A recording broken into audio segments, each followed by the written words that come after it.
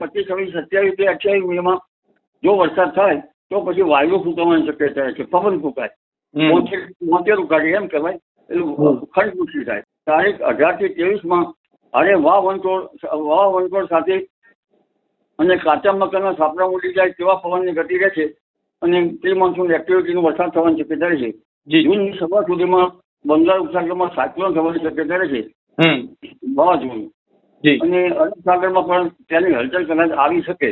ચોમાસું છે તે ભારતમાં ક્યારે પ્રવેશ કરશે, ગુજરાતમાં ક્યારે પ્રવેશ કરશે, અને ખાસ કરીને આ ચોમાસું 2026 નું કેવું રહેશે? આ વખતે વાવણી કરવાની અનિશ્ચિતતા રહેશે, કારણ કે મારી ગણતરીએ સૌરાષ્ટ્રના કેટલાક ભાગોમાં મૃગશીર્ષ નક્ષત્ર એટલે 15મી જૂન સુધીમાં કોઈ ભાગમાં વાવણી થઈ શકે, બધા ભાગમાં વાવણીની શક્યતા ઓછી છે. ગરમીના કારણે અલબત્ત સાનુકૂળ હવામાન હોય તો ભારે વરસાદ પણ કેટલાક ભાગમાં થવાની શક્યતા રહે છે. હાલ જોઈએ તો આજે 8 મેનો દિવસ છે. રાજ્યમાં અત્યારે ઊંચું તાપમાન જોવા મળી રહ્યું છે. ખાસ કરીને છેલ્લા 2 દિવસ સુધી આપણે જોઈએ તો અનેક વિસ્તારોમાં છે છૂટાછવાયા સ્થળોએ ભારે પવન સાથે વરસાદી ઝાપટા પણ જોવા મળ્યા, અને ખાસ કરીને જે રીતે અંબાલાલભાઈ પટેલે અગાઉ આગાહી આપી હતી ને તે મુજબ જ છે અનેક વિસ્તારોમાં માવઠા જોવા મળ્યા. સૌરાષ્ટ્ર, અમદાવાદ સહિત અનેક વિસ્તારોમાં છે માવઠાના વરસાદ પડ્યા હતા. ત્યારે હવે આગામી દિવસોમાં હવે કેવું વાતાવરણ રહેશે? શું ચોમાસું શરૂ થાય તે પહેલા કોઈ મોટા આ માવઠાની શક્યતાઓ છે, પ્રી મોન્સૂન એક્ટિવિટીના કોઈ તીવ્ર વરસાદની શક્યતાઓ છે, અને વાવણી ક્યારે થશે અને ચોમાસું કેવું રહેશે તે તમામને લઈને વાત કરવી છે. ત્યારે આપણી સાથે ગુજરાતના જાણીતા હવામાન નિષ્ણાત અંબાલાલભાઈ પટેલ જોડાઈ ચૂક્યા છે, તો આવો તેમની સાથે જ સીધી વાત કરીએ, વાત ગુજરાતી પર. દાદા, વાત ગુજરાતીમાં આપનું ખૂબ ખૂબ સ્વાગત કરું છું. જી દાદા, શું કહેશો કે જે રીતે તમે આગાહી આપી હતી તે મુજબ છેલ્લા 2-3 દિવસ રાજ્યના અનેક વિસ્તારોમાં માવઠા જોવા મળ્યા, વરસાદી ઝાપટા જોવા મળ્યા, સૌરાષ્ટ્ર, અમદાવાદ સહિત અનેક વિસ્તારોમાં ભારે પવન પણ જોવા મળ્યો, તો દાદા હવે આગામી દિવસોમાં શું આગાહી છે? હમણાં થોડીક વાતાવરણમાં અસ્થિરતા છે, એટલે ક્યાંક વાદળ વાયુ, ક્યાંક સહેજ છાંટા થઈ શકે. ખાસ કરીને દક્ષિણ પશ્ચિમીય ગુજરાતના સહેજ દક્ષિણથી પશ્ચિમ પૂર્વીય ભાગોમાં ત્યાં શક્યતા રહે છે. અને હવે જોવા જઈએ તો ગરમી પડશે. લગભગ 310 ડિગ્રીના પવનોની સ્થિતિ રહેશે હવે થોડા આવતા દિવસમાં. એટલે ઉત્તર પશ્ચિમના પવનો ફૂંકાશે, જે ભેજ નહીં હોવાના કારણે ગરમી પડશે. અત્યારે ચોમાસું પવન ફૂંકાઈ રહ્યા હતા દક્ષિણ પશ્ચિમના, હજુ ચોમાસાની વાર છે, પણ પશ્ચિમના પવનો ક્યાંક દક્ષિણ પશ્ચિમના પવનો ફૂંકાતા હતા. હવે ઉત્તર પશ્ચિમમાં 310 ડિગ્રીના પવનો ફૂંકાશે, જેના કારણે ગરમી વધવાની શક્યતા રહેશે.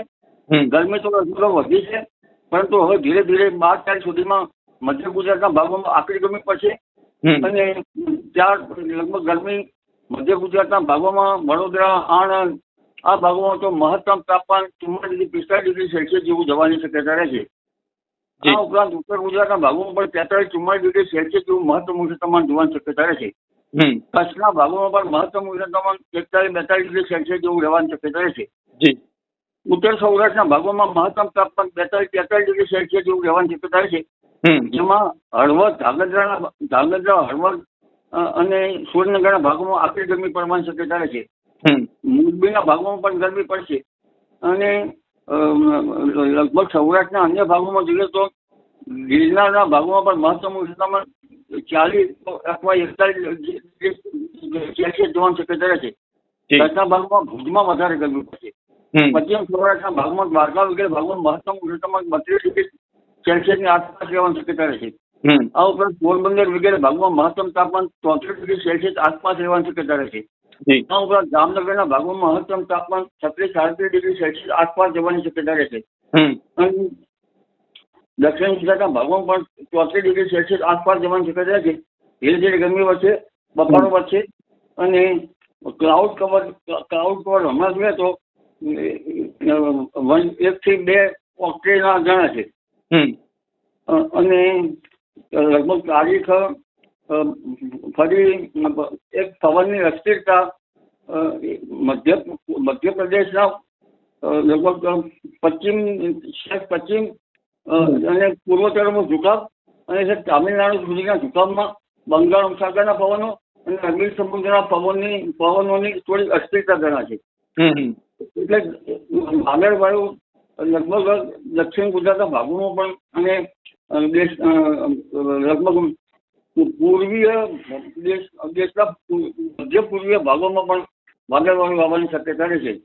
પરંતુ બહુ પ્રી મોન્સૂન એક્ટિવિટી શરૂ થશે અને ધીરે ધીરે 10 કે 12 તારીખમાં એક વેસ્ટર્ન ડિસ્ટર્બન્સ આવશે, જેના કારણે પણ ઉત્તર ભારતના ભાગોમાં હવામાન પલટાશે.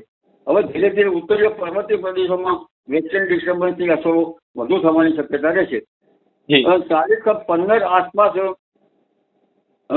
ફરી પાછા પવનો પશ્ચિમના અથવા તો નૈઋત્યના પવનો થવાની શક્યતા છે. અને પુનઃ 15 તારીખ પછી હવામાનમાં મોઇસ્ચર, હવામાં ભેજ વધવાની શક્યતા રહેશે. અને તારીખ 18 થી 23માં ભારે વાવાઝોડ સાથે અને કાચા મકાનના સાપડા ઉડી જાય તેવા પવનની ગતિ રહેશે અને પ્રી મોન્સૂન એક્ટિવિટીનો વરસાદ થવાની શક્યતા રહેશે. ખાસ કરીને આ વખતે પવનોની ગતિ વધારી રહેશે અને ત્યાં તો જબરજસ્ત પવન સાથે આરબ કન્ટ્રીની કાળી નદી ચડી આવશે અને ત્યાં પ્રી મોન્સૂન એક્ટિવિટીનો વરસાદ થવાની શક્યતા રહેશે. 29મી લગભગ મેમાં પણ હવામાનમાં પલટો આવશે. પરંતુ આપણે પ્રી મોન્સૂન એક્ટિવિટીની વાત કરીએ છીએ તો લગભગ પ્રી મોન્સૂન એક્ટિવિટીના વખતે મે માસમાં જ પણ વરસાદ થવાની શક્યતા રહેશે. પરંતુ તારીખ 12 મે બાદ અરબ સાગરમાં નીચલા ભાગમાં હલચલ જોવા મળશે અને 12 મે આસપાસ બંગાળ ઉપસાગરમાં પણ હલચલ જોવા મળશે અને લગભગ 15 મે પછી બંગાળ ઉપસાગર વધારે સક્રિય થશે અને લગભગ 17-18 મે થી 25 મે વચ્ચે બંગાળ ઉપસાગરમાં હવાનું હળવું દબાણ અને ધીરે ધીરે સાયક્લોન થવાની શક્યતા રહેશે. જૂનની શરૂઆત સુધીમાં બંગાળ ઉપસાગરમાં સાયક્લોન થવાની શક્યતા રહેશે, વાવાઝોડું. અને અરબ સાગરમાં પણ તેની હલચલ કદાચ આવી શકે એટલે અરબ સાગર પણ 17 મે બાદ સક્રિય થવાની શક્યતા રહે. લગભગ 17 મે કે 18 મે થી બંગાળ ઉપસાગર તો સક્રિય થશે પણ ધીરે ધીરે 8મી જૂને દરિયામાં પવનો બદલાશે અને 15મી જૂન સુધીમાં વૃશ્ચિક નક્ષત્રમાં રાજ્યના કેટલાક ભાગમાં વરસાદ આવવાની શક્યતા રહેશે. પરંતુ આ વરસાદ 25 મે થી લગભગ 4 જૂન સુધીમાં જો મેની શરૂઆત 25 મેની 25, 26, 27 કે 28 મેમાં જો વરસાદ થાય તો પછી વાયુ ફૂંકાવાની શક્યતા રહેશે, પવન ફૂંકાય, મોતેરું કાઢે એમ કહેવાય, એટલે ખંડપુષ્ટિ થાય. બીજા ભાગમાં થાય તો વાયરાના કેટલા દિવસ ઓછા અને રોહિણી નક્ષત્ર ઉતરતા એટલે પહેલી, બીજી, ત્રીજી, ચોથી જૂન એના પછી 4થી કે 5મી જૂને જો વરસાદ થાય તો નિયમિત વરસાદ થવાની જૂનમાં શક્યતા રહેશે. જી દાદા, આમ તો આપનો દાયકાઓનો અનુભવ છે અને તે પ્રમાણે જાણવું છે કે 2026નું ચોમાસું છે તે ભારતમાં ક્યારે પ્રવેશ કરશે, ગુજરાતમાં ક્યારે પ્રવેશ કરશે અને ખાસ કરીને આ ચોમાસું 2026નું કેવું રહેશે? ગંગા જમનાના મેદાનો શકે તો વરસ સારું આવે. જી, આપણું ચોમાસું નથી. આપણા ચોમાસાની અસર દક્ષિણ ગોળાર્ધથી માંડીને પૂર્વ આફ્રિકાથી લઈને દક્ષિણ ચીન સુધીમાં ચોમાસાની અસર થતી હોય છે. આમ છતાં હિન્દ મહાસાગરનું હવામાન સાનુકૂળ રહે છે એટલે આપણું ચોમાસું એકંદરે શરૂઆતમાં સારું થવાની શક્યતા રહે છે અને શરૂઆતમાં લગભગ 8મી જૂનથી 15 જૂન વચ્ચે કેટલાક ભાગમાં વરસાદ થવાની શક્યતા રહેશે. પણ તે રોહિણી કેવી ઝીલી છે તે ઉપર આધાર રહે છે અને વચ્ચે કંઈક વરસાદની બ્રેક લાગશે અને ઓગસ્ટના પાછલા ભાગમાંથી તેમજ સપ્ટેમ્બર, ઓક્ટોબર સુધીમાં વરસાદની શક્યતા રહે છે.